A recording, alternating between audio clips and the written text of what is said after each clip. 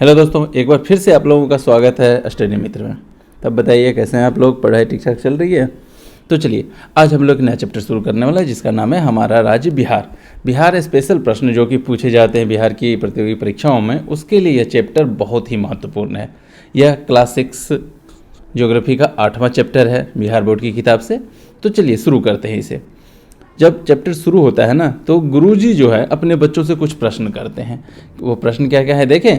उन्होंने बच्चों से प्रश्न किया, बिहार के पश्चिम चंपारण जिले के गौनाहा कन्या मध्य विद्यालय में कई छात्राएं प्रतिदिन नेपाल से पढ़ने आती है। कहाँ से पढ़ने आती है? नेपाल से। नेपाल जो कि पड़ोसी राज्य है।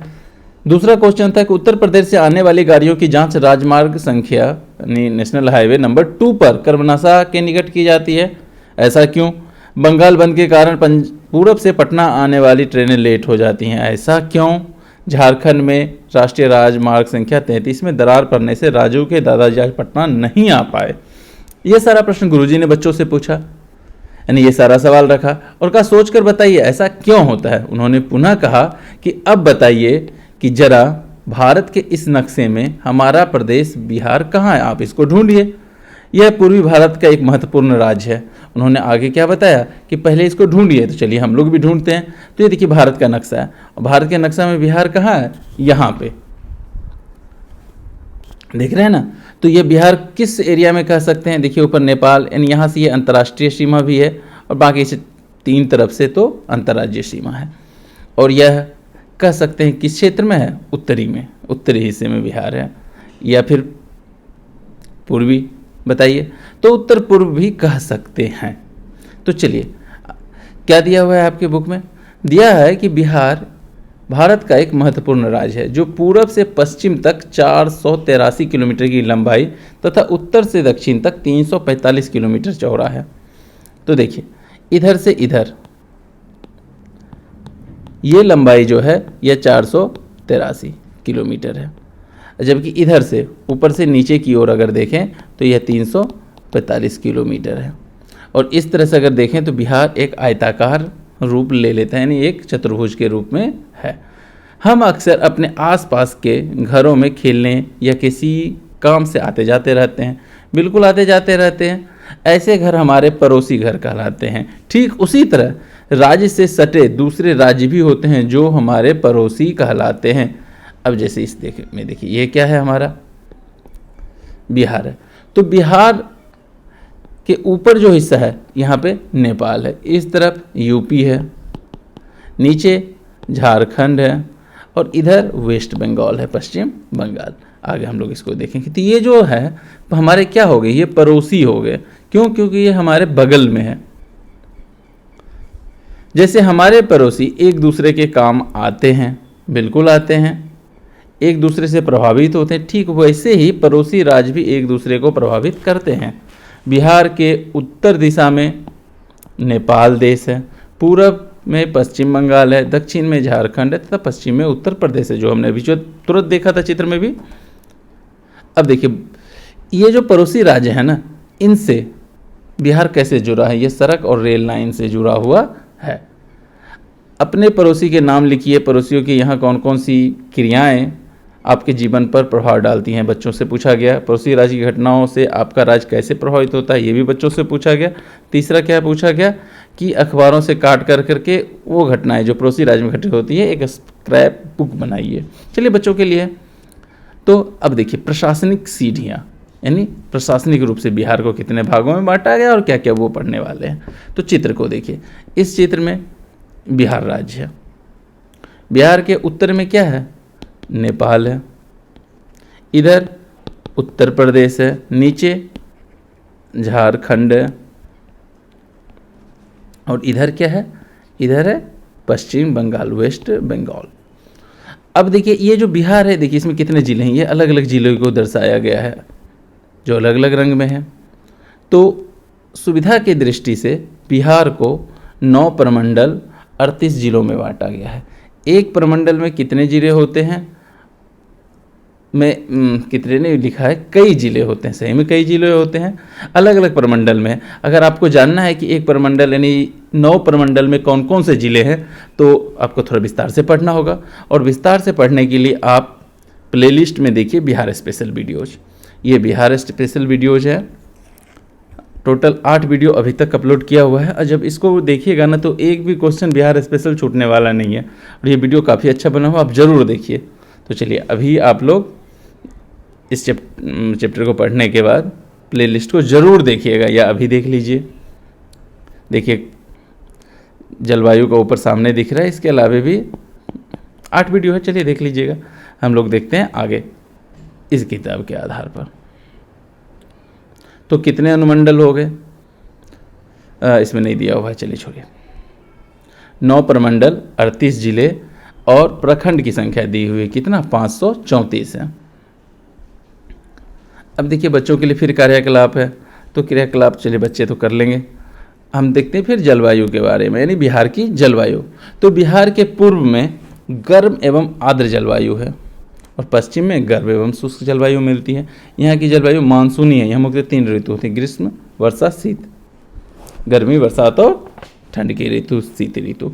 सबसे पहले देखते हैं गर्मी का मौसम। गुरुजी ने पूछा कैसे पता चला गर्मी आ गई।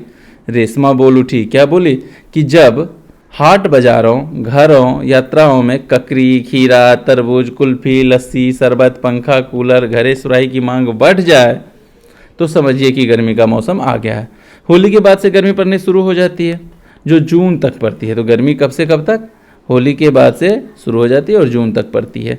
इस दौरान धूल भरी तेज हवाएं चलती हैं, आंधियाँ चलती हैं, जिसको लू कहते हैं। तो लू किसे कहते हैं? धूल भरी तेज आंधियाँ जो कि गर्मी के मौसम में चलती है उसी को लू कहते हैं। और कभी कभी हल्की वर्षा भी होती है। औसत तापमान 30 डिग्री सेंटीग्रेड रहता है, जबकि गर्मी में यह तापमान 40 डिग्री सेंटीग्रेड से अधिक हो जाता है। अब देखिए वर्षा का मौसम।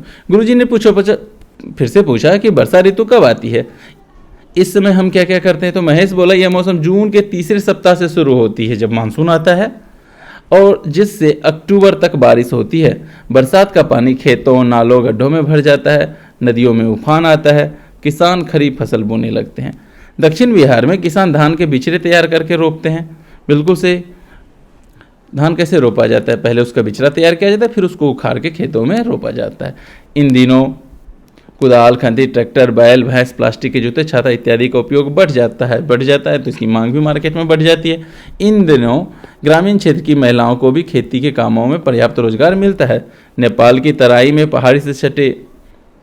पहाड़ी से तेजी से गिरने के बाद नदियां अपने साथ बड़ी मात्रा में मिट्टी, कंकड़, पत्थर लाती है, जो नदियों के तल में जमा हो जाते हैं, जिसके कारण नदियों के बाढ़ का पानी आसपास के इलाकों में फैल जाता है, जिससे बाढ़ आ जाती है। रोहित भी बोल उठा कि अपने राज्य में बाढ़ भी तो खूब आती है। गुरुजी ने बताया, क्या बताया कि बाढ़ का मूल स्रोत गंडक, बागमती, कमला, बकैया, करेह, महानंदा, कोसी इत्यादि नदियां हैं, जिसका उद्गम कहाँ है? नेपाल से निकलती हैं ये सारी नदियां। अब देखिए इसमें कोसी नदी को बिहार का क्या कहा जाता है? शोक भी कहा जाता है। चलिए आप लोग कमेंट करके बताइएगा कि बंगाल का शोक किसे कहा जाता है? सुपौल के दक्षिण सहरसा जिले तक लगभग 110 किलोमीटर तक पूर्वी बांध और मधुबनी से दक्षिण खगड़िया तक 90 किलोमीटर तक के पश्चिमी बांध के बीच लगभग 10 किलोमीटर के चौड़ाई वाले क्षेत्र में लोग वर्षा में लगभग 3-4 महीने दोहरी जिंदगी जीते हैं। अब कहिएगा दोहरी जिंदगी से मतलब क्या है?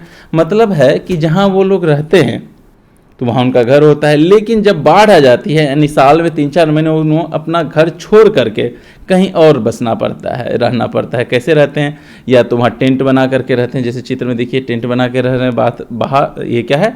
ये एक बाढ़ राहत शिविर का चित्र है, जहाँ पे उनका फसल सब कुछ तो बर्बाद हो ही जाता है, तो जो खाना वगैरह लेकर आते हैं बस उनसे काम चलता है, या जो राहत सामग्री सरकार के द्वारा या विभिन्न समाजसेवी संस्थाओं के द्वारा दिया जाता है उससे काम चलता है। तो इस चित्र में देखिए बाढ़ आ गई, उधर देखिए यहाँ पे इस तरफ क्या है? उधर बाढ़ है, और बाढ़ से लोग आकर के इधर जहाँ पे थोड़ा सा जगह है, सूखी जगह, उसमें रह रहे हैं और उनको राहत सामग्री वितरण की जा रही है।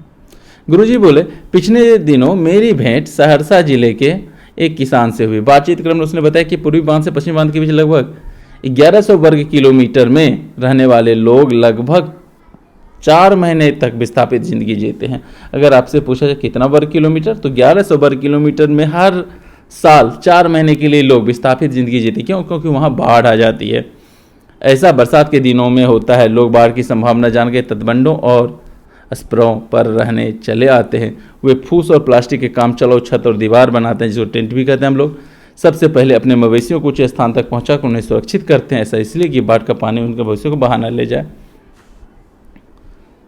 घरों को छोड़कर तटबंध पर जाने से पहले खेतों में मनीजर के बीज छींट देते हैं। मनीजर एक ऐसा पौधा होता है जो कि एकदम हल्का होता है और पानी जैसे जैसे बढ़ता है ना वो भी ऊपर बढ़ता रहता है, और जब पानी चला जाता है तो यह मनीजर जो है संठी टाइप का, मतलब यह जलावन के रूप में भी काम आता है और इससे हम लोग सन भी निकालते हैं। इसके अलावा सन की भी खेती होती है, वो भी छींट दिया जाता है। बाद में बाढ़ का पानी उतरने पर मनीजर के पौधे डंठल के रूप में तैयार हो जाते हैं जो जलावन के काम आते हैं। चलिए ठीक है। तटबंधों पर रहते हुए ये मवेशियों की दूध की बिक्री करते हैं। बचा कर रखे गए अनाज, मछली पकड़ना और सरकारी सहायता पर ही निर्भर होते, यही उनकी ज़िंदगी होती है। वहाँ से वे अपने गांव एवं खेतों को पानी में डूबते हुए देखते रहते हैं, मन में सोचते रहते हैं, लेकिन कर क्या सकते हैं, कुछ भी नहीं। प्रकृति के आगे तो उनका कुछ नहीं चलने वाला। तो बाढ़ में घिरे गाँव में अपने घरों को देखने के लिए इनके पास अपनी नाव होती है। बीच बीच में अपने नाव घर को भी देखने जाते हैं जो कि पानी में डूबा हुआ था कि वहाँ क्या हाल है, जिसकी मदद से वे घर की देखरेख करते रहते हैं या काम की चीज़ें ले आते हैं। नावें सरकारी सहायता से भी मिलती है, सरकार भी नाव देती है। पानी में उतरते ही वापस गांव में लौटते हैं और पानी जैसे ही उतर जाता है बाढ़ का तो वापस गांव में लौट जाते हैं। और बाढ़ द्वारा लाई गई बलुआई मिट्टी में क्या क्या लगाते हैं? परवल, ककड़ी, मिश्री कंद, तरबूज और दोमट मिट्टी जहाँ है वहाँ पे मक्का, दलहन, गेहूँ इत्यादि फसलों की खेती की जाती है। इन क्षेत्रों में मक्का और गेहूँ की खूब फसल होती है, क्योंकि बाढ़ जो पानी लाती है उसके साथ क्या होता है, खेतों में एक नई मिट्टी भी आ जाती है जो कि बहुत उपजाऊ होती है। फिर अगले 8 महीनों के लिए अपनी गृहस्थी जमाते हैं और फिर 4 महीने जब बाढ़ आती है तो फिर वापस विस्थापन। अब देखिए, लेकिन क्या यह बरसात पूरे राज्य में समान रूप से होती है? एक समय कहीं बाढ़ आ जाती है तो कई खेतों में पूरा पानी नहीं रुकता। बिल्कुल सही बात है। कहीं कई किलोमीटर जल ही जल नजर आता है और यह जल लगभग 4 महीनों तक खेतों में जमा रहता है। अब सोच कर बताओ कि बरसात के मौसम में प्रदेश के अलग अलग हिस्सों में जनजीवन पर क्या असर पड़ता है। अब यहाँ देखिए एक प्रश्न दिया गया, कोसी प्रमंडल के जिलों में रहने वाले लोगों के बारे में बरसात के महीने में अखबार से जानकारी इकट्ठा करो। अभी देखिए अभी बाढ़ आने वाली है, फिर आपको अखबार में मिल जाएगी बाढ़ की खबर। अब दूसरा है टाल क्षेत्र का गांव। पटना से पूरब एक बड़ा हिस्सा जो कि फतवा से बरैया, मोकामा तक टाल या ताल क्षेत्र कहलाता है। अब देखिए वहाँ की कहानी भी वहाँ के लोग के मुंह से सुनिए। बरसात में दक्षिण बिहार की नदियों में पानी का बड़ा हिस्सा गंगा नदी में नहीं जा पाता है, यानी बहुत बड़ा हिस्सा दक्षिण बिहार की नदियों का पानी हिस्सा गंगा की नदी में नहीं जा पाता है। तो यह पानी पूरे बड़े इलाके में दूर दूर तक फैल जाता है और एक बड़ा ताल यानी तालाब जैसा दृश्य उपस्थित हो जाता है। रेलगाड़ी द्वारा पटना से जब लखीसराय जाइएगा तो उस वक्त दोनों ओर समुद्र जैसा दृश्य दिखेगा। यह जबकि बाढ़ नहीं है बल्कि ये क्या है, यह ताल है। बीच से रेलगाड़ी गुजरती। एक छोटे स्टेशन पर उतरकर जब वहाँ के लोगों से पूछता हूँ, गुरुजी बता रहे हैं ये बात कि जब मैं पूछता हूँ तो चारों ओर पानी ही भरा है, धान की फसल नहीं रोपोगे तो फिर खाओगे कैसे? तो जो व्यक्ति जिससे कि गुरुजी पूछ रहे थे उसका नाम था रामधनी। उसने जवाब दिया, लगता है पहली बार इधर आए हैं। अरे यह ताल क्षेत्र है, इस ताल क्षेत्र में किसी का घर नहीं होता है, यानी वो जो क्षेत्र वहाँ किसी का भी घर नहीं होता। यहाँ हम खरीफ की फसल तो बोते ही नहीं है। अक्टूबर में जब सारा पानी धरती सोख लेती है और जमीन दलदली होती है तब हम इसमें दलहन और रबी की फसलें बो देते हैं। मतलब ताल क्षेत्र में कौन सी फसल होती है? दलहन और रबी की फसल होती है। क्या 3-4 महीने पानी भरने रहने से इस खेत में मेर बच जाते हैं? यह सुनकर हंसने लगा, बोला मेर? हमारे खेतों में मेर नहीं होते। फिर भला फसलों की रोपाई कटाई कैसे करते होगे? वह बताने लगा, पानी भरे रहने से मेर की समाप्त हो जाती है तो हम अपने खेतों की बुआई अंदाज से करते हैं। उसमें चना, मसूर, यानी टाल क्षेत्र में देखिए क्या क्या रोपा जाता है, चना, मसूर, सरसों, तीसी, गेहूँ होता है। फसल तैयार होने पर हम अपने जमीन के कागजात में अंकित लंबाई चौड़ाई को देखकर फसल काट लेते हैं, सब अनुमान से। सब ऐसा ही करते हैं। मिट्टी दलदली होने के कारण रबी की ज़बरदस्त फसल होती है। उसने यह भी बताया कि यहाँ पर दाल छाँटने वाली कई मिलें मिलती है। क्यों मिलती है? क्योंकि इस क्षेत्र में दाल खूब होता है, दलहन खूब होता है। पशुओं के लिए यहाँ पे पर्याप्त भूसा होता है, इसलिए यहाँ पे दुधारू पशु भी मिलती है। और इस इलाके में कोई इलाका सब्जियों को उत्पादन के अनुकूल है? हाँ, पटना का दियारा और जल्ला क्षेत्र। अब देखिए पटना के निकट का क्षेत्र सब्जी के लिए क्यों अनुकूल है? क्योंकि सब्जी जब उत्पादन होता है तो उसको बेचने के लिए बाजार चाहिए, और निकट में अगर पटना है तो आराम से बाजार मिल जाता है, इसलिए वहाँ पे सब्जियाँ खूब होती है। तीसरा है जाड़े का मौसम। अब जाड़े की बात करें। गुरुजी बात शुरू करने से पहले ही संजय बोला, अरे जाड़े में ठंडक होती है, मेरी माँ रजाई और कंबल ओढ़ने के लिए निकाल देती है। लोग लकड़ी जलाकर अलाव तापते हैं। माँ कहती है कि इन दिनों खाने पीने की चीज़ें जल्दी ख़राब नहीं होती। सही बात है, सर्दियों में अगर खाना रख दिया जाए तो अगले दिन तक ख़राब नहीं होती है। माँ कहती है कि कैसे नहीं, दादाजी तो गर्म पानी पीते हैं, ठंडी में बहुत लोग गर्म पानी पीते हैं, गरम गरम चाय सबको बहुत भाती है, उनकी बिक्री बढ़ जाती है, ठंड से बचने के लिए लोग मफलर बांधते हैं। राजू ने टोका, हाँ सर, अपने प्रधान भी तो इन दिनों टोपी पहनकर आते हैं और सबको कान ढकने के लिए कहते हैं। बिल्कुल सही। सर्दियों में देखिएगा कि बड़े लोग क्या कहते हैं बच्चों का, भाई कान ढको कान ढको, क्यों नहीं तो सर्दी लग जाएगी। वो सब तो ठीक है, लेकिन ये सब कितने दिनों तक चलता है? गुरुजी पूछ बैठे। अब सारे बच्चे चुप। मुस्कुराते हुए गुरुजी बोले, क्या बोले? दुर्गा पूजा से सरस्वती पूजा तक इन दिनों तापमान कम रहता है, यानी यही ठंडी का समय हो गया, यानी दिसंबर, और इनमें जनवरी और दिसंबर का जो समय है उसमें तो शीतलहर चलता है। शीतलहरी में तापमान 5 डिग्री सेंटीग्रेड से लेकर 10 डिग्री सेंटीग्रेड के बीच हो जाता है। प्राय दोपहर तक कोहरा छाया रहता है। अब देखिए बिहार के कृषि व्यवसाय के बारे में पढ़ने वाले गुरुजी ने बोला, बच्चों तुम गाँव में रहते हो, अगर गांव में रहते हो तो हर सुबह सुबह क्या देखते होगे कि परिवार के लोग खेत और खलिहान में काम करने जाते हैं। वे कई प्रकार की फसलों का उत्पादन करते हैं। गांव में यही प्रमुख व्यवसाय है, यानी गांव का प्रमुख व्यवसाय क्या है? वह है खेती। वो क्या है? खेती। अपने राज्य बिहार में धान की खेती प्रमुख है। धान से क्या प्राप्त होता है? चावल प्राप्त होता है, यही हमारा प्रमुख खाद्यान्न है। इसके अलावा बिहार में और क्या क्या? मक्का, दलहन, तिलहन की भी खेती होती है। ये सभी फसल प्रत्यक्ष व अप्रत्यक्ष रूप से किसान उपयोग में लाते हैं। लेकिन वैशाली, समस्तीपुर और मुजफ्फरपुर जिलों में तंबाकू की खेती होती है। अब याद रखिएगा कि तंबाकू की खेती कहाँ होती है? वैशाली, समस्तीपुर और मुजफ्फरपुर।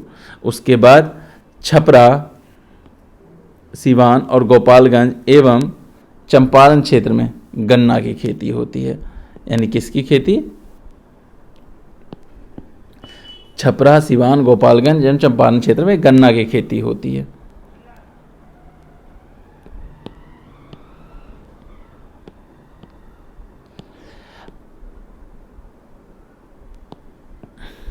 इसके अलावा पूर्णिया, कटिहार, अररिया और किशनगंज जिले में जूट की खेती होती है। यानी हमारे बिहार में कितने नकदी फसल हो गए? 3। पहला हो गया कौन सा? पहला हो गया तंबाकू की खेती, दूसरा हो गया किसका? गन्ना की खेती, और तीसरा हो गया क्या? जूट की खेती। यानी 3 नकदी फसल है। इन फसलों को कारखाना में ले जाया जाता है। तंबाकू से सिगरेट, बीड़ी, गन्ना से चीनी, गुड़ और जूट से पाट के सामान बनाए जाते हैं। चलिए अब देखते हैं वन। बिहार में मात्र 6.4% भूभाग पर वन है। बहुत कम वन है। मात्र कितना? 6.4% भूभाग पर। उत्तर पश्चिम में हिमालय की तराई में कौन सा? सोमेश्वर पहाड़ी क्षेत्र में जंगल में वन मिलते हैं। अररिया एवं पूर्णिया जिलों में भी कुछ हिस्सों में विरल वन पाए जाते हैं। जमुई और बांका जिलों में भी कुछ हिस्सों में जंगल है। गया तथा नवादा जिलों में झारखंड से जो सीमा से सटे हुए क्षेत्र उसमें भी कुछ वन आच्छादित हैं। राजगीर की पहाड़ी तो कैमूर की पहाड़ियों में वन मिलते हैं, लेकिन अधिकतर क्षेत्रों में वन जो है विरल हैं। इसीलिए मात्र 6.4% भूभाग पर ही वन है। अब देखते हैं पहला नकदी फसल कौन सा? तंबाकू के बारे में। हमने अक्सर कई लोगों को तंबाकू खाते देखा है। बिल्कुल देखा है, आपने भी देखा होगा। तंबाकू यानी कि खैनी। क्या मतलब खैनी में तंबाकू होता है? सिगरेट, बीड़ी, इन सब में होता है क्या तंबाकू? क्या तुमने किसी तंबाकू की दुकान पर सराइसा तंबाकू का बोर्ड देखा है? गुरुजी ने पूछा। इसका मतलब क्या है, कभी सोचा? गुरुजी की ये बात चौंकाने वाली थी। सचमुच ऐसा बोर्ड तंबाकू दुकानों पे दिखता है। गुरुजी ने बताया क्या बताया कि मैं तंबाकू बेचने वाले नारायण लाल को कल बुलाता हूँ। दूसरे दिन गुरुजी ने नारायण लाल को बुलाया और बोला कि अरे इसको बच्चों को सराइसा तंबाकू की जानकारी दो। नारायण लाल ने बताया, क्या बताया? कि उत्तर बिहार में समस्तीपुर, मुजफ्फरपुर, वैशाली जिलों के कुछ प्रखंडों में तंबाकू उपजाया जाता है। इन इलाकों को संयुक्त रूप से क्या बोला जाता है? सरेसा बोला जाता है। सरेसा क्षेत्र अगर आपसे पूछा जाए ऑब्जेक्टिव में तो क्या बताइएगा? कौन सा क्षेत्र? समस्तीपुर, मुजफ्फरपुर और वैशाली जिला की कुछ प्रखंडों में। यह किसी खास गांव का नाम ना होकर तंबाकू उत्पादन करने वाले पूरे इलाके का नाम है। इस इलाके का तंबाकू देश के अन्य राज्यों में भी भेजा जाता है। वहाँ के किसान खेती बाड़ी का अर्थ खेतों को खूब साफ रखकर तंबाकू के पौधों को लगाना, उसके पत्तों को सुखाना, उन्हें व्यापारिक तो बेच देना होता है। हमारे जैसे कई छोटे दुकानदारों के अर्थोपार्जन का साधन भी तंबाकू की बिक्री है। इस इलाके के किसान बड़ी मेहनत से तंबाकू के पौधे उगाते हैं। यहाँ की मिट्टी चूना युक्त है। अगर आपसे पूछे कि तंबाकू की खेती कैसी मिट्टी में होती है, तो चूना युक्त मिट्टी में एक सीध में एक हाथ की दूरी पर चारों तरफ छोड़ते तंबाकू के पौधे रोपे जाते हैं। बड़ा बढ़िया लगता है देखने में। जब तंबाकू रोपा जाता है ना, तो एकदम लाइन में होता है। शुरुआत के 1 सप्ताह तक धूप से बचाने के लिए दिन में पौधों को केले के पत्ते या टोकरी से ढक दिया जाता है। क्यारियों में खरपतवार और ढेला बिल्कुल नहीं होता है। तंबाकू के पौधे धीरे धीरे बड़े होकर फैलते हैं। बाद में इन्हीं पत्तों को तोड़कर उन्हें भिगा कर धीरे धीरे सुखाते हैं और पत्तों को लपेट कर रखते हैं। अब चूंकि सरेसा इलाके के तंबाकू काफ़ी कड़कदार होते हैं, इसीलिए तंबाकू बेचने वाले सरेसा के नाम का इस्तेमाल तंबाकू को प्रभावशाली बनाने के लिए करते हैं, यानी कि यह एक ब्रांड है। अब देखते हैं दूसरा नकदी फसल, मीठी चीनी, मतलब गन्ना। गुड़ अपने आप क्या हम लोग सब कहते हैं, क्या कहते हैं? गुरु गुड़ और चेला चीनी। यह कहावत सबने सुना होगा।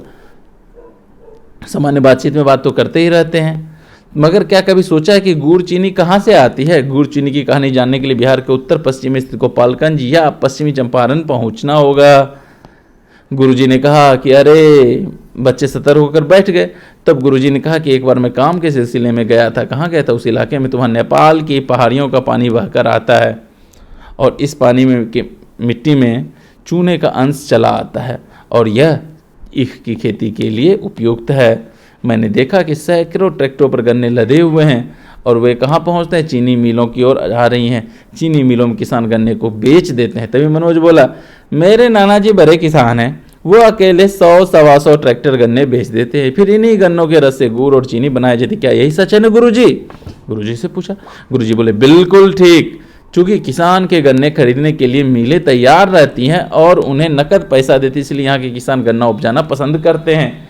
किसान भी गन्ने की फसल एक ही खेत में 2-3 बार लगभग लगातार उपजाकर नकदी प्राप्त कर लेते हैं। होता क्या है, गन्ना जैसे लगाया, जब उसको काट देते हैं तो उसे उखाड़ते नहीं हैं, काट लेते हैं, फिर से वो क्या होता है, बढ़ता है और फिर उसमें गन्ना हो जाता है। इस तरह से 2-3 बार लगातार उसको काटा जाता है, तो 3 फसल उपजा लेते हैं। चीनी मिलें उन गन्नों के रस को निकालकर चीनी बनाती हैं और फिर यह चीनी बोरों में भरकर बाजार पहुंचते, फिर हमारे घर तक भी आ जाता है। छोटे किसान गन्नों की पेराई खलिहानों में ही करके क्या करते हैं, गुड़ तैयार करते हैं और इन गुड़ की बिक्री भी सहज ढंग से होती है। आप लोग देखे होंगे गाँव में गुड़ खूब बिकता है और अब तो हर जगह लोग गुड़ खाने लगे हैं। सर्दियों में तो बहुत ज़्यादा खाते हैं हम लोग गुड़, कहते हैं कि चीनी से अच्छा होता है। चलिए आगे बढ़ते हैं। गुरुजी आगे बोले कि वहाँ बहुत सारे लोग इन चीनी मिलों में रोजगार प्राप्त होता है। अब देखिए रोजगार मिलता है कि नहीं इससे? जो खेती में तो लगे हैं, लेकिन जब किसान इसको कहाँ बेच दिए, मिल को बेच दिए, तो मिल में भी कई लोगों को रोजगार मिला हुआ है। स्थानीय लोग गन्ने को ढोने के लिए ट्रैक्टर खरीद कर किराए पर देते हैं, तो चलिए उनको ये भी रोजगार हो गया जिनके पास ट्रैक्टर है। गन्ना के उत्पादन में किसानों के अलावा कई लोगों को रोजगार उपलब्ध होता है।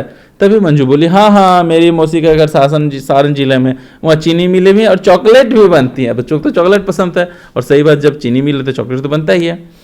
और सोचिए कितने लोगों को रोजगार मिला, किसान को, चीनी मिल वाले को, ट्रैक्टर वाले को। चीनी जब बन जाएगा तो फिर मार्केट में आएगा, व्यापारियों को, दुकानदारों को, चॉकलेट वालों को।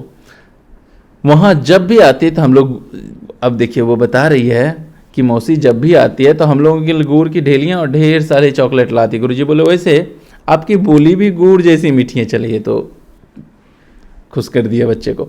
चलते हैं, चलिए अब टिफ़िन का समय हो रहा है। बच्चे बोले चलो चलो चलो सब चलते हैं। अब अगला टॉपिक है वन्य प्राणी, यानी इसमें देखेंगे हम लोग बिहार के वन्य प्राणी के लिए, बहुत इंपॉर्टेंट है ये भी। बच्चों क्या आप जानते हैं कि बिहार के जंगल में अनेक जानवर मिलते हैं? इनमें प्रमुख कौन कौन से हैं? बाघ, भालू, हिरन, बारहसिंगा, नीलगाय, हाथी जैसे अनेक जानवर जंगल में मंगल मनाते हैं।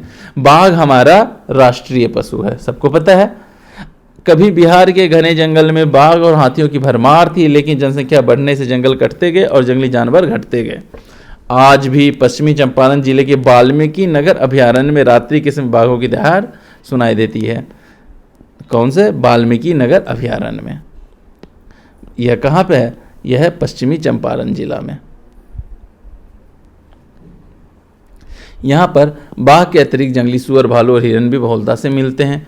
वाल्मीकि नगर अभयारण्य के अतिरिक्त रोहतास जिले का कैमूर अभयारण्य, नालंदा जिले के राजगीर अभयारण्य, गया में गौतम बुद्ध अभयारण्य, खड़गपुर की पहाड़ियों के बीच अवस्थित भीम बांध अभयारण्य, इसके गर्भस्थल में सोते किसी का भी मन मोह सकते हैं।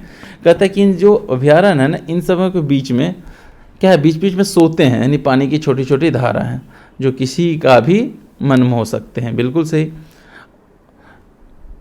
अब देखिए यहाँ पे क्या बोला कि खड़गपुर की पहाड़ियों पे के बीच अवस्थित भीम बांध है।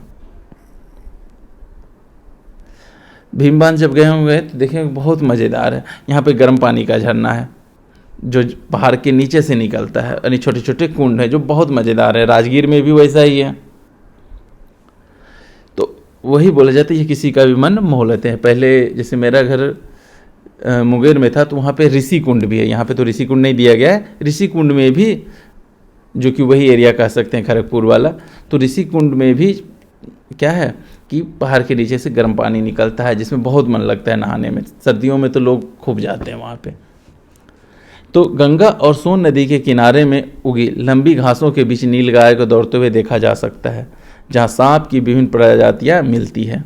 इनमें कौन कौन सी प्रजातियाँ प्रमुख हैं? गेहूवन, जैसे कोबरा, करैत, धामीन इत्यादि प्रमुख रूप से मिलते हैं। इसी प्रकार बेगूसराय जिले के कांवर झील क्षेत्र में जाड़े के मौसम में देसी विदेशी पक्षियों का झुंड देखा जा सकता है। यानी पक्षी विहार कौन सा है? कांवर झील। कहाँ पे है? बेगूसराय में। पटना नगर में स्थित संजय गांधी जैविक उद्यान भी जंगली जानवरों को नज़दीक से देखने के लिए एक आकर्षक क्षेत्र है। जाड़े के दिनों में पटना के दानापुर सैनिक छावनी के निकट गंगा नद पर साइबेरियन क्रेन भारी संख्या में प्रति वर्ष आते हैं और पर्यटकों की सुविधा के लिए सरकार ने यहाँ पर वॉच टावर बनाने का निर्णय किया है ताकि लोग इन पक्षियों को सुविधाजनक ढंग से देख सकें। तो इसमें हमने क्या क्या देखा कि कहाँ पे अभयारण्य है और साथ साथ ही एक पक्षी विहार भी है। कहाँ पे? कांवर झील। कहाँ है? बेगूसराय में। तो आप लोगों से एक प्रश्न है कि बिहार में कौन सा नेशनल पार्क है, यानी राष्ट्रीय अभयारण्य कौन सा है? चलिए कमेंट करके बताइएगा। पिछले चैप्टर में भी हमने इस पर बात किया था। अब देखते हैं जनसंख्या। बच्चों, क्या आप जानते हैं कि हमारे देश में प्रत्येक 10वें वर्ष जनगणना होती है? 2011 में हुई थी, 2021 में नहीं हुई थी, कोविड आ गया था, कोरोना। लेकिन अब कब होगी पता नहीं, लेकिन होना चाहिए जल्दी ही। बिहार से अधिक लोग सिर्फ उत्तर प्रदेश और महाराष्ट्र में रहते हैं। यानी जनसंख्या की दृष्टि से देखा जाए तो बिहार कितने नंबर पे? तीसरे नंबर पे। सिर्फ एक यूपी और महाराष्ट्र है जहाँ की बिहार से ज़्यादा जनसंख्या है। कितनी जनसंख्या है बिहार की? देखिए 10,38,04,637। यहाँ अधिकतर लोग कहाँ रहते हैं? गांव में रहते हैं। बिहार का अधिकतर लोग गांव में रहते हैं। यहाँ कई बड़े नगर भी हैं। बिहार की राजधानी पटना सबसे बड़ा नगर, इस नगर में करीब 20 लाख लोग रहते हैं। बिहार की जनसंख्या तेजी से बढ़ रही है। यहाँ इसका प्रभाव है कि वनों को काटकर लगातार खेत बनाया जा रहा है। गहन खेती करने से मिट्टी की उर्वरा शक्ति भी कम हो जाती है। मिट्टी की उर्वरा शक्ति क्यों कम हो जाती है? गहन कृषि करने से। ऐसा इसलिए होता है कि एक ही खेत से लगातार कई प्रकार की फसल उपजाई जाती है और खूब सारा उर्वरक डाला जाता है। इससे फसल की उर्वरा शक्ति कम हो जाती है। दूसरा, अधिक उत्पादन प्राप्त करने के लिए रासायनिक खादों का भी भारी मात्रा में उपयोग किया जाता है। अगर आपसे क्वेश्चन पूछे कि उर्वरा शक्ति मिट्टी की क्यों नष्ट होती है, एक तो उसमें क्या करते हैं, एक ही खेत में कई फसल हम लोग निकालते हैं, लगातार काटो लगाओ चलता रहता है, पड़ती तो छोड़ते नहीं है। दूसरा, उपज बढ़ती रहे इसके लिए रासायनिक खादों का प्रयोग करते हैं, उर्वरक का खूब प्रयोग किया जाता है। इससे मिट्टी की उर्वरा शक्ति कम होती है। यह भी भूमि की उर्वरा शक्ति को नष्ट होने का एक महत्वपूर्ण कारण है। शहरों की वृद्धि से परिवहन साधनों में भी वृद्धि होती है। इन कारणों से प्रदूषण भी फैल रहा है। बिहार की जनसंख्या वृद्धि को रोकना आवश्यक है, फिर सभी पढ़े लिखे और स्वस्थ रहे, यही सबका सपना होना चाहिए। तो चलिए अब कुछ प्रश्नों को देखते हैं। रबी फसलों के लिए मशहूर ताल क्षेत्र कहाँ अवस्थित है? कहाँ अवस्थित है ताल क्षेत्र? हमने देखा था पटना से पूर्व में। सोमेश्वर की पहाड़ियाँ कहाँ है? तराई क्षेत्रों में, पश्चिमी चंपारण एरिया। सरेसा क्षेत्र में शामिल जिले कौन कौन से हैं? वैशाली, समस्तीपुर और मुजफ्फरपुर। गन्ना उत्पादक जिले कौन कौन से हैं? गोपालगंज, बेतिया और मोतिहारी। खाली जगह बिहार के 10 भाग में 6 दशमलव कितना 4%। बिहार में कुल कितने जिले हैं? 38। कांवर जिले कहाँ है? झील कहाँ है? बेगूसराय। भीम बांध कहाँ है? खड़गपुर की पहाड़ियों में है। तो ये सारा प्रश्न हमने देखा। हमारा ये वीडियो आप लोगों को कैसा लग रहा है हमें जरूर कमेंट करके बनाइए, और हमारे साथ बने रहने के लिए आपका बहुत बहुत धन्यवाद। जय हिंद।